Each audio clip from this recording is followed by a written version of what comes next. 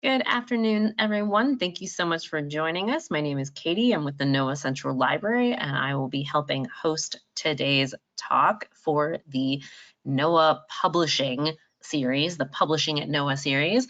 Today's April presentation is about bibliometrics. I don't have citations. I got impact, making bibliometrics work for you. This is presented by our very own Sarah Davis, who is the head of the library's bibliometrics team. And I want to remind everyone that as an attendee, you are muted. So if you have questions, please place them in the question panel. If you are having any trouble hearing or seeing during this, please try logging out and logging back in.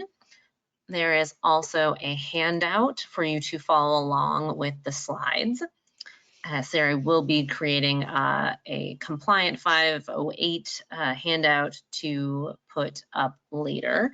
And we are recording, as I said, so this will be up on the library's YouTube channel after the fact. And with that, I'm going to turn it over to Sarah. Hi, thank you, Katie, and thank you everybody for calling in today. Let's get started. I'm going to start off with a couple definitions just so we're all on the same page. Bibliometrics is the quantitative analysis of research publications. Essentially, it's using metrics to illustrate and evaluate impact.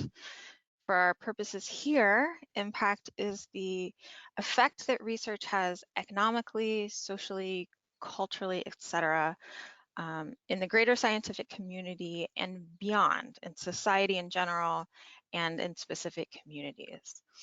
Unfortunately, it's incredibly difficult, if not nigh on impossible, to actually quantify things like economic and social impact of like a specific research paper. There are just too many variables and unknowns. So we use citations and other metrics as a proxy to evaluate quality and impact. It's imperfect, obviously, but it is a repeatable and applicable process that we can use across most fields of research. Why this might be important to you as a researcher is that measuring impact can help you prove the value of your work, and it can help you make a case for research funding. It's also a good way to identify research strengths and gaps and inform decisions about future research. See what you're doing, how it's affecting the community, and what you could be doing in the future. More than that, they're the tools that managers and other decision makers use, hopefully in conjunction with other tools, to evaluate your work. Generally, research output and impact is measured using publication and citation accounts.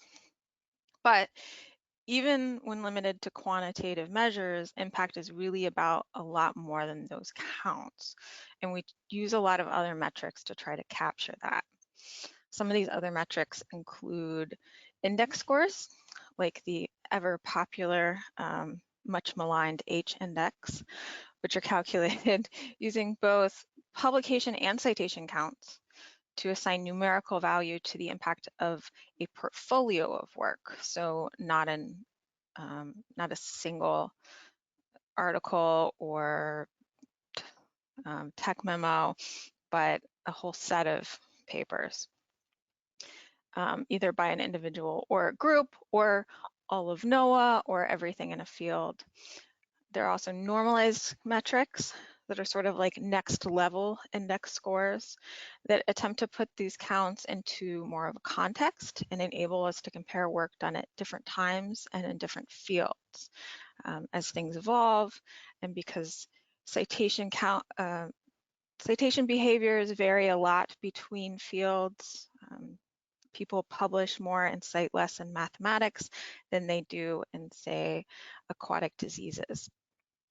An example of this kind of metric would be a percentile rank class, which compare an article's performance to other articles published in the same year in the same field. Altmetrics are a newer class of metrics that measure not just citations, but also things like social media mentions, downloads and page views, news articles, and more. They're an attempt to show impact beyond scholarly publishing, and we're going to talk a bit more about those later. There are also some other metrics we use, like collaboration rates, and looking at how articles are being cited and by whom, that can give us an even broader picture of impact. But really, there's no one metric that can tell the whole story. So we try to use as many as are appropriate to create a more well-rounded narrative. Unfortunately, bibliometrics as a field has a number of flaws. Metrics are often skewed. They favor people with longer careers, they favor certain subjects, etc. And they can be manipulated by authors and publishers. And one of the biggest flaws is that most metrics favor more established and better connected researchers. And they tend to reflect a lot of the gatekeeping and lack of diversity that exists in scholarly publishing and research in general. So we see the same people getting cited again and again. And I really could go on for my whole time here about publishing and citation habits and who's getting cited and why. But I think this tweet sums up the problem pretty well, especially for early career researchers. If you aren't already well known or connected to someone who's really well known, it's really hard to get attention for your work. But there are some things that you can do to combat this. Which brings us to why we're here today. Cultivating your online scholarly profile is a way that you can be proactive in increasing your scholarly research impact. I'm going to go through a number of steps that you can take that we recommend that can help raise your profile and thus your impact. And some of these are just sort of best practices, but most of them are backed by research as good ways to increase your citation rate. Obviously, it's not automatic and it's not guaranteed, but statistically, these are things that you can do that will get eyes on your work, get people citing it, and improve those metrics. So it gets you on the list. All right. The very first step, and this is a step that you can take before you've ever published, is to make yourself visible through author IDs and profiles. Persistent IDs are great. They're rising in popularity, thank goodness. And they connect you and your work and your affiliations, and they solve a lot of name disambiguation issues. If, like me, you have a very common name, this might be especially important to you to help distinguish you from authors with the same or similar names. It can help track your work throughout your career as you move around different organizations, even if you change fields somewhat. Sort of some of the traditional ways of finding someone's work often left out work that was done at a previous organization, or if you had any sort of career shift at all. Author IDs really address that issue in a way that you can control. And ultimately, it just makes it easier for people to find your work. And when they find it, they can cite it. There are a number of different author IDs out there. I know Scopus also offers one. I don't know what it is called off the top of my head, but the two most common ones as far as I know, and the ones that we recommend, are ORCID and Researcher ID.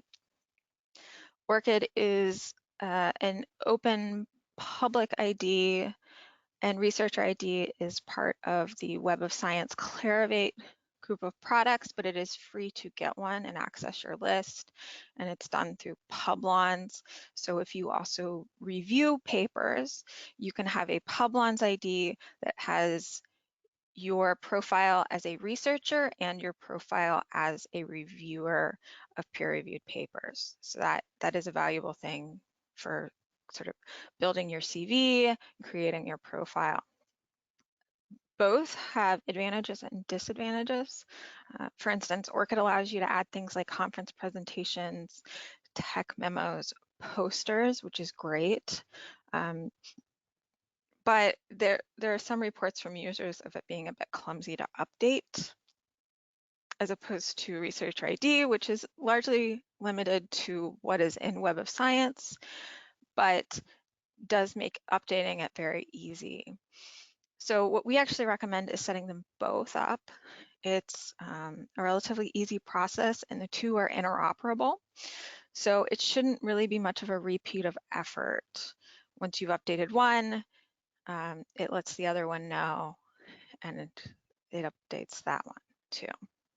So the bottom line is having these IDs makes it easier to find your work, makes it more likely that that work gets cited, and in the end, it makes it easier for evaluators and people like me putting together analyses to make sure that you get credit for your work.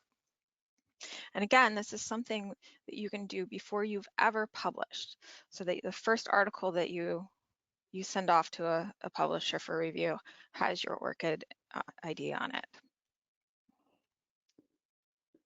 Not precisely an ID, but it's also good to claim your Google Scholar profile and then to make that profile public so that people can find it when they search your name in Google Scholar. This is another way to showcase your scholarly publications and to get attention. People tend to use the services that they are most comfortable and familiar with, and there's a lot of people who just use Google Scholar, just like there's a lot of people who just use Web of Science or Scopus. So good to hit all your audiences, and it prevents anyone else from claiming your profile. They don't quite have the checks that something like Web of Science does.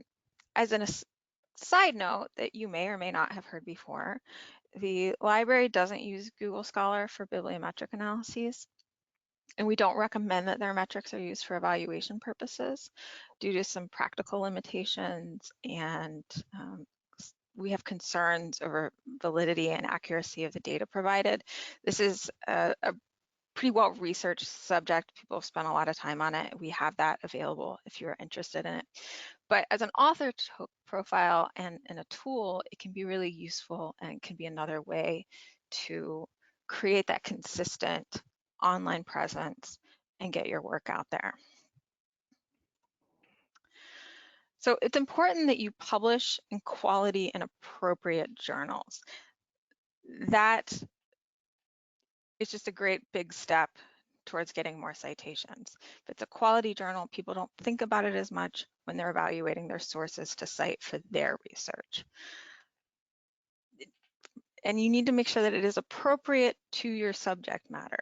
Nature is a really high quality journal, but is it the best venue for a very niche study on a specific aquatic disease? Maybe not. The Insights Journal citation reports, which you should have access to as a NOAA staff member, can help you get an idea as to the quality of the journal, and you can review the contents of recent issues to get you an idea of whether or not your article is appropriate for that particular source.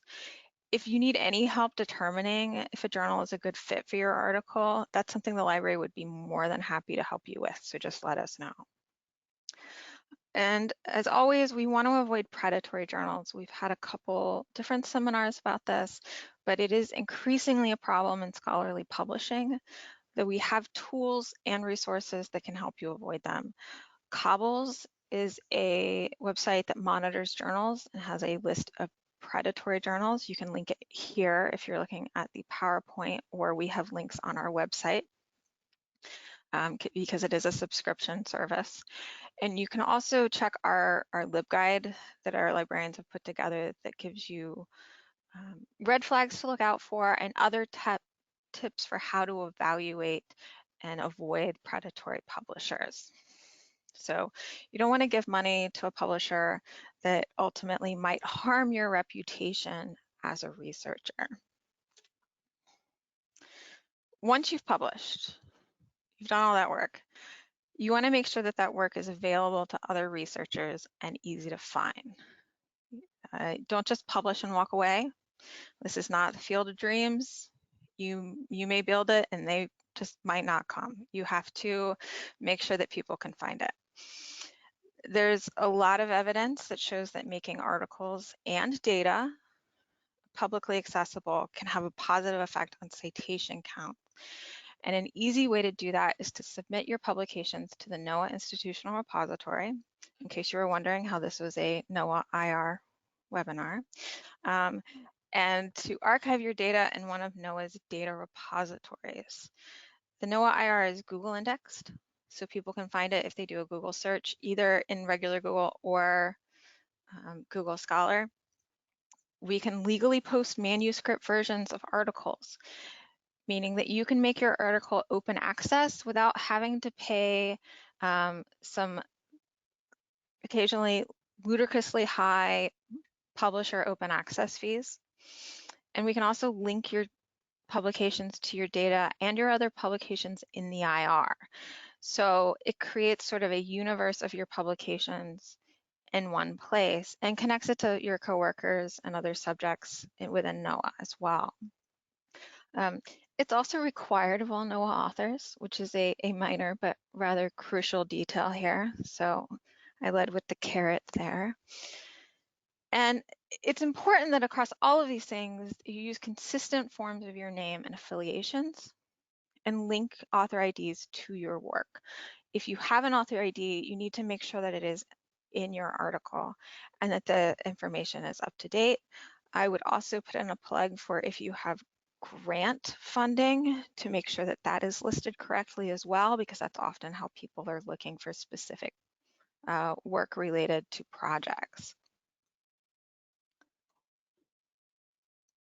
You can also make your work easier to find by promoting it and yourself. Presenting and having posters at conferences has always been a great way to do that. People go to a conference, they see your presentation or your poster, and then they have that information and it's in their head. They've talked to you, they have answers to their questions. It's great. But we now also have social media at our fingertips, and academic Twitter can be a great way to connect with other researchers and really get your work out there, as well as it helps raise your Altmetrics scores, which again, we will talk about in a minute. We've got a few tips here. Use relevant hashtags to your work. See what's trending and what those hashtags are and add them to yours. Add images or quotes because it gets more attention from readers.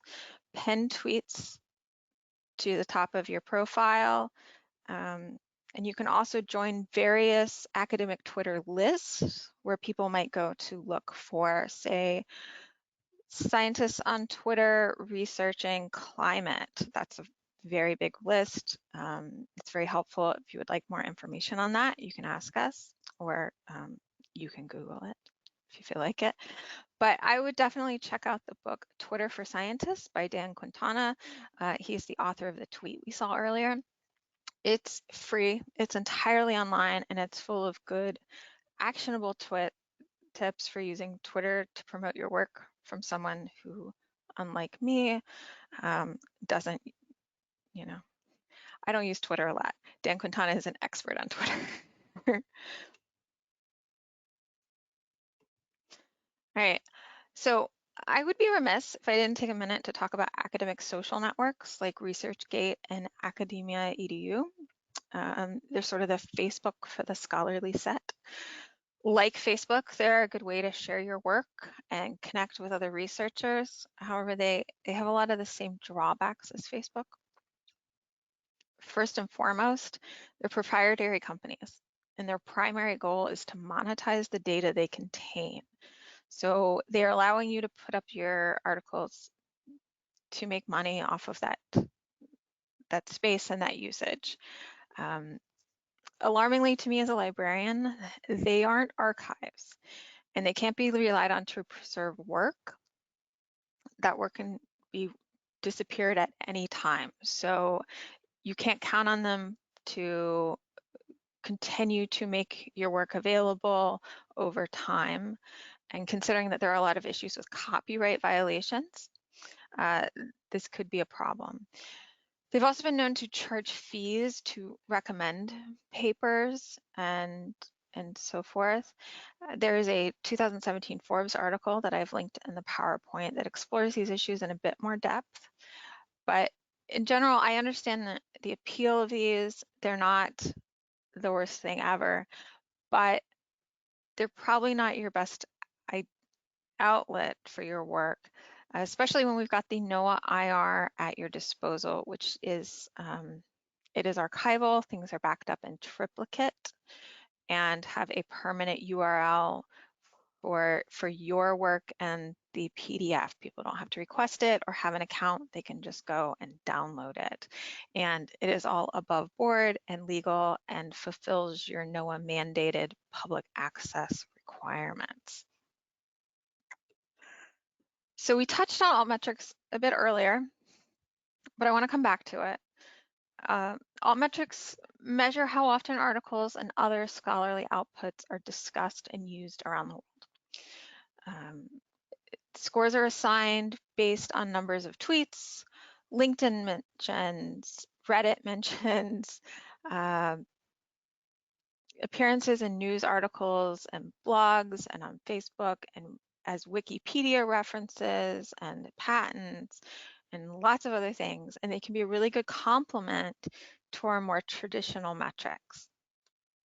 Somewhat confusingly, altmetrics are a type of metric, and Altmetrics is one of the companies that assign those scores. It's probably the most commonly used at the moment. You see their little colorful donut all over the place. There's also Plummetrics, and there are some other publishers that provide their own version of Altmetrics. They're based, I believe, entirely on things sort of linked to the publisher's site. Like traditional metrics, there are drawbacks. They do tend to favor hot topics, so things that are trending in the news, which isn't necessarily the most impactful. And they're very easy to manipulate. If you're media and Twitter savvy, as we've discussed, it's pretty easy to raise your score. You just get more points if you tweet it a lot and people retweet it. If you work somewhere that has a media office and releases a press release, you will probably get a very high score from that. And they do tend to still favor more established researchers. And while it's a pretty broad picture, there are still some gaps. For instance, Altmetric, the company, assigns points for their Altmetric scores when users of Mendeley save an article to their library. However, they don't assign that points when users of other reference management tools like Zotero and EndNote save articles to their library. So even more than with traditional metrics, it's important to note that attention isn't necessarily positive. An article could have a really high altmetric score because everyone is talking about how embarrassingly bad it is. So certainly not quality, not necessarily impact there, but it is a cool new tool. It does help us understand the kind of attention that something is getting, and it does help paint a better picture of how research being used. Unfortunately, it still doesn't solve all the problems of trying to quantify something as intangible as quality and impact.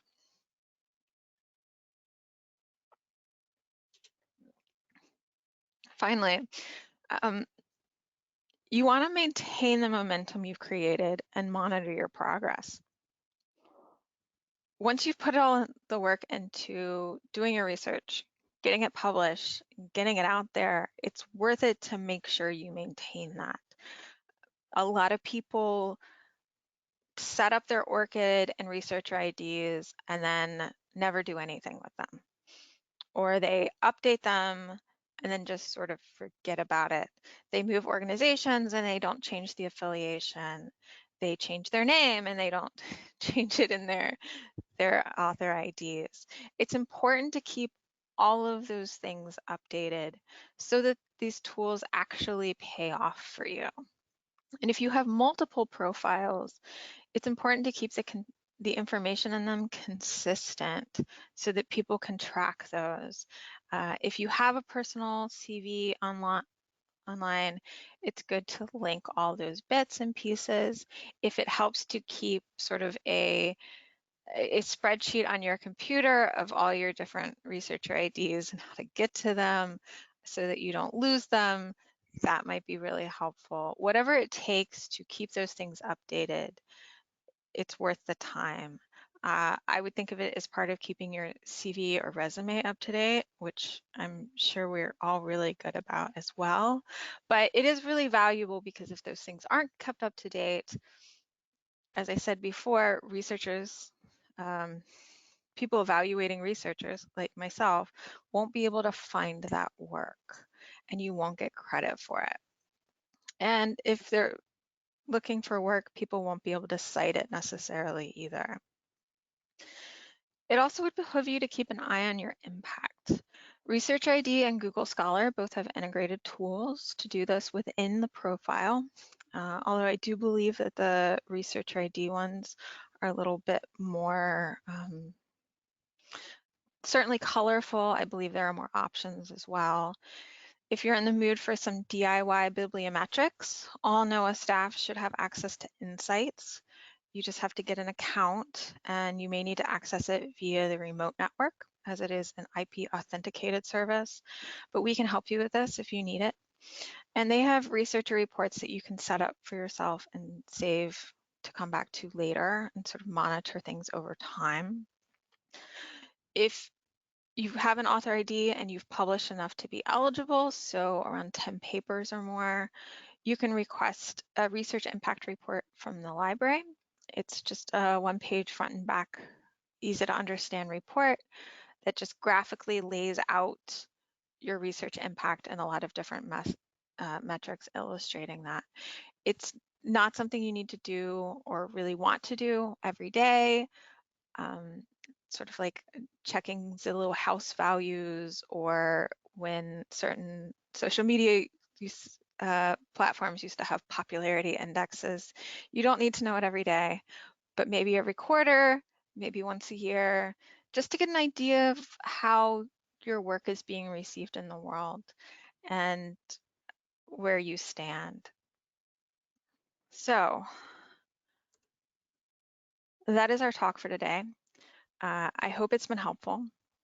I did keep it brief and it was a lot of information to go over. So if you have any questions about increasing your impact or anything else I mentioned today, or really anything bibliometrics related, please do reach out to us. Our next seminar in this series will be on May 13th, same time, same place. And Jen Fagan-Fry will be discussing how you can tell the difference between versions of a document, so publisher's version versus manuscript, why that's important, what embargo means for your publication, and more. I want to thank you, Katie, for running the show today, and thank everyone for attending. And if there are any questions, we can take those now. Thanks so much, Sarah. That was a lot of information, but we do have some questions.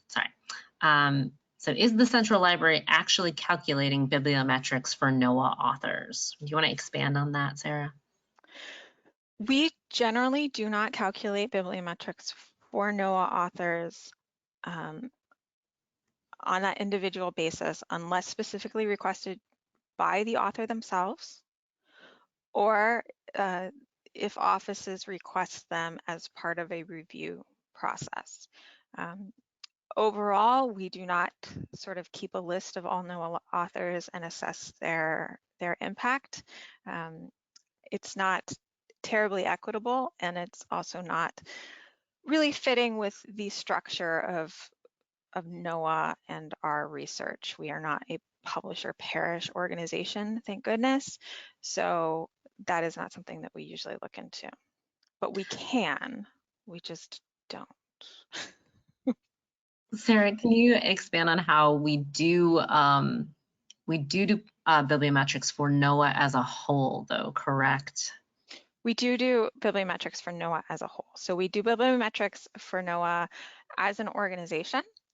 We also do reporting on the line office level, and when requested for labs and programs, and periodically, when again as requested, the publications related to certain grants or initiatives or things like the Weather Act, and in certain subject areas to see, say, what NOAA authors are publishing in the field of tornado warnings. Got it. And just so everyone is clear, this does not include like technical memos or something like that NOAA authors would mainly be writing. Is this more on just journal articles? It is more on journal articles. We have limited capabilities with tech memos and data models and other products. They are not cited in the same way and they are not indexed in the same way, which makes tracking down those citations very difficult and incomplete. But there are some limited analyses we can do for those. Great. Next question. Do we have access to Altmetrics through NOAA via a subscription or otherwise? We do not have access to Altmetrics via subscription or otherwise. However, there is a free interface of the Dimensions Index, which is sort of an alternative to Web of Science. The company that owns Dimensions also owns Altmetrics, and you can access Altmetrics scores for individual articles via their interface without any sort of login. There's limited capabilities for the Dimensions database, but you can access the full sort of Altmetrics score and report on individual articles. Thanks.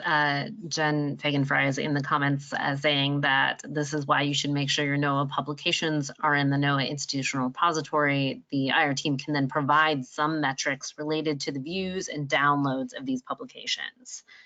I'm also going to be popping into the chat that Dimensions has a free app that will show you some Altmetrics.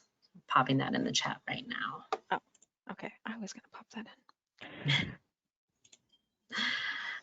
in. Okay, I'm going to see if we have some more questions. Let's see. This is being recorded, so I will share this around with those who specifically ask, but I can also pop the library's YouTube channel into the chat here. 1 second. Welcome to the NOAA Central Library. So sorry. Our library at the... Don't need that. Next question. Would data archived at NCEI be included in the calculation for NOAA as an organization?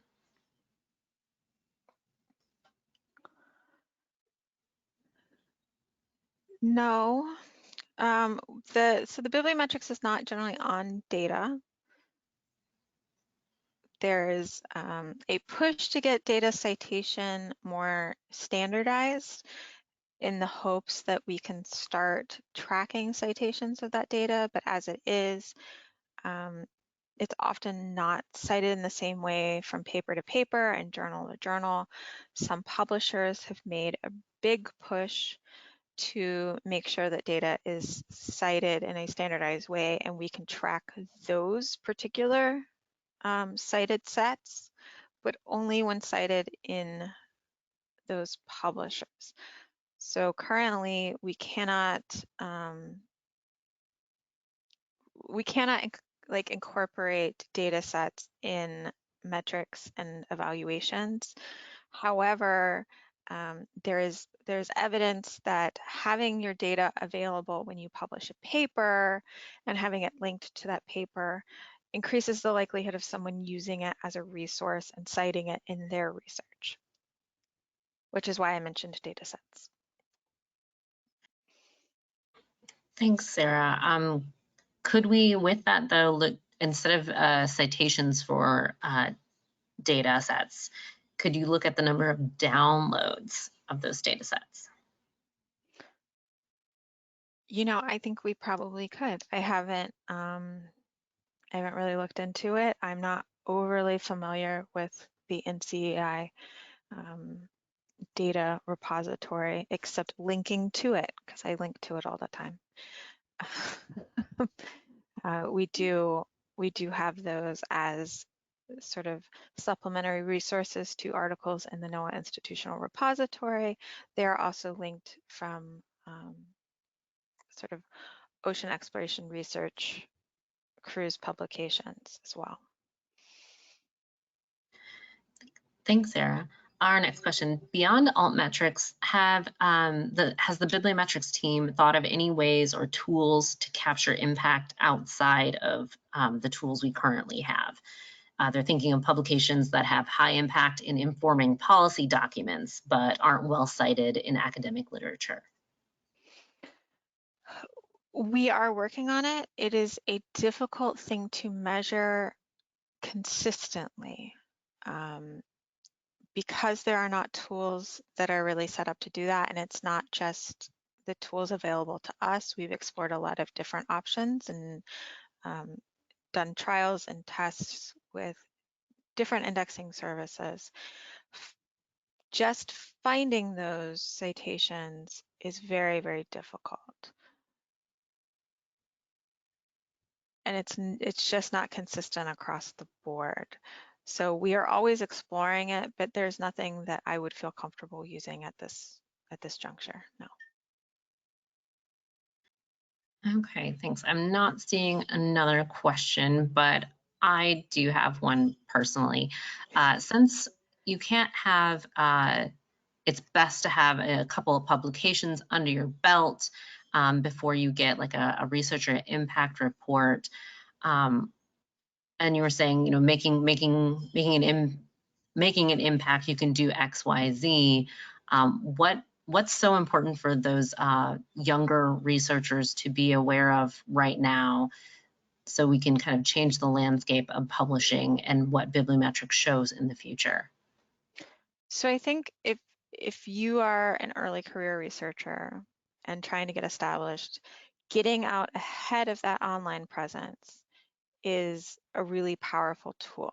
So to already have your profiles set up, to already have your author IDs, and to make sure everything's linked as soon as it goes out, and to claim it and make sure everybody sees it is the best way to get your work known.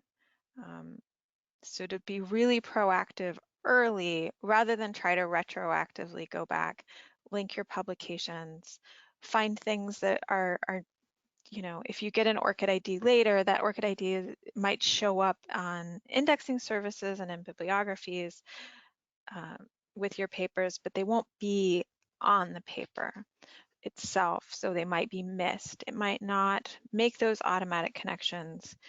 And as much as services like Google Scholar and Researcher ID through Web of Science are trying to be proactive themselves with linking authors to their papers, those algorithms are flawed, which they know and they're always working on.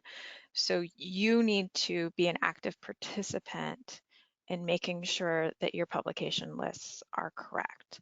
So it is a marathon, not a sprint, unfortunately, but there are a lot of steps you can take early to help get you on those lists.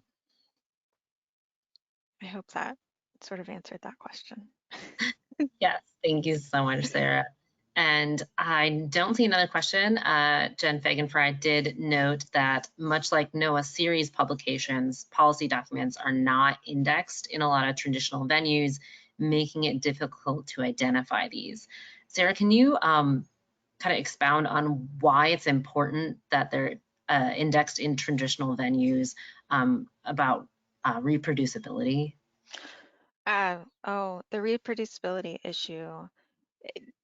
In order to provide some amount of equity in the way that evaluations are performed, and because these metrics are often being used for evaluation, their primary purpose at NOAA is reporting, for, say, like GIPRA numbers up to Congress and for annual reviews and for evaluation, it's important that things can be done the same way for everyone. If we can't evaluate all papers the same way, it's just really not fair for anybody. So having things indexed in a service where there is that sort of level of quality established and we can use the same metrics and we're getting all our data from the same source. So we're not comparing apples and oranges as much. We're sort of comparing, you know, Red Delicious to Honeycrisp maybe. Which is, Love that analogy. thank you. Okay, we do have one more question. NOAA seems to be message conscious at times. Are there any official policies about self-promotion on social media that you're aware of? I am not aware of any official policies. It is possible that different offices have different policies, and I would recommend you talk to your line office comms office. I am getting a message that it's probably about this. But yes, thank you, Jen. As far as I know, there is not an overarching NOAA policy on things. There are extra requirements for any publication that could impact policy nationwide. And those are things that you would, in theory, know. You've gone through the FRC process, IQA process within your office.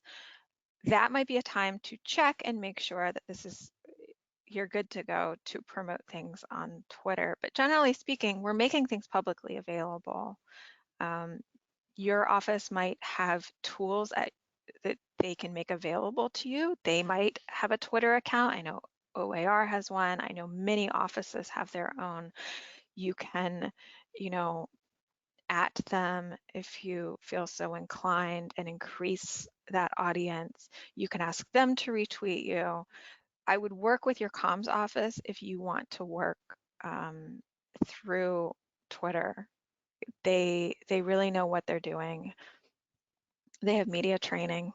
That's all I know about comms. Awesome, thanks, Sarah. And that seems to be the end of our questions. I want to thank everyone for listening in today. We did record this, so you can share this around to your colleagues or anyone who might have missed it or had to step away. We will have one more day of our Bibliometrics campaign email, so you will get one more email from us about Bibliometrics and responsible use and limitations. That will be coming to your inboxes tomorrow morning. But with that, I want to thank everyone for joining us. I hope you all have a safe and wonderful rest of your Thursday.